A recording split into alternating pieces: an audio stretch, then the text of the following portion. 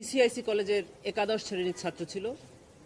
সিলেটি মিছিলের সামনে ছিল এবং সেও একজন সমন্বয়ক ছিল।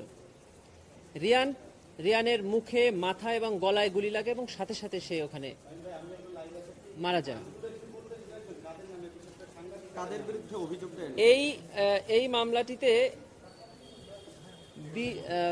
সাবেক প্রধানমন্ত্রী এবং তার মন্ত্রী পরিষদের তৎকালীন যারা খুব অ্যাক্টিভ ছিলেন সেই সদস্য, পুলিশের সদস্য যারা দায়িত্বশীল পর্যায়ে ছিলেন, সাথে ৩০ জন সাংবাদিক, কলামিস্ট, তারপরে যারা নিজেদেরকে সুশীল দাবি করেন, টকশো করেন, এদেরকে আসামি করা হয়েছে।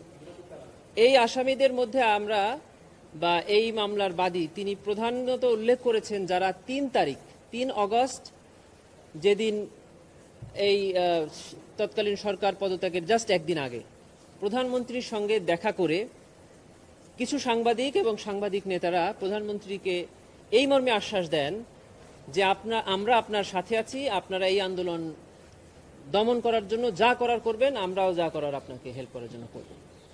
ওই মিটিংয়ে যারা ছিলেন, আরও আসামি করা হয়েছে।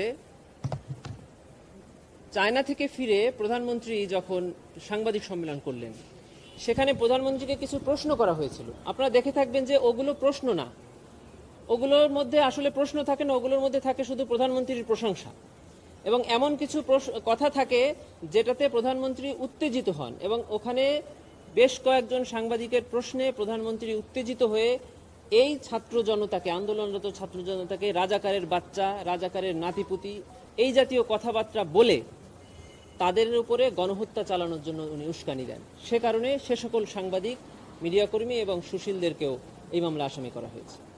এই মামলায় আসামি করা হয়েছে জাফর ইকবাল সাহেবকে, যিনি একটি লিখিত চিরকুট, যেটা আমরা ইন্টারনেটে দেখেছি, সেখানে এই ঢাকা বিশ্ববিদ্যালয়ের আন্দোলনরত ছাত্রদেরকে রাজাকার বলেছে। এখানে আরও কয়েকজন সাংবাদিকদেরকে আসামি করা হয়েছে। আমি তাদের মধ্যে আছেন, আমি বলছি তাদের মধ্যে আছেন AHM শামসুদ্দিন চৌধুরী মানিক। উনি সাংবাদিক না হলেও উনি একটি টক শোতে খুব অশ্লীল ভাষায় ছাত্রদেরকে গালাগালি করেন, আপনারা এটা দেখেছেন। আছেন মোহাম্মদ জাফর ইকবাল, নিঝুম মজুমদার, মেজবা কামাল, নাইমুল ইসলাম খান, ইকবাল সোভান চৌধুরী, ফরিদা ইয়াসমিন, শ্যামল দত্ত, মোজাম্মেল বাবু।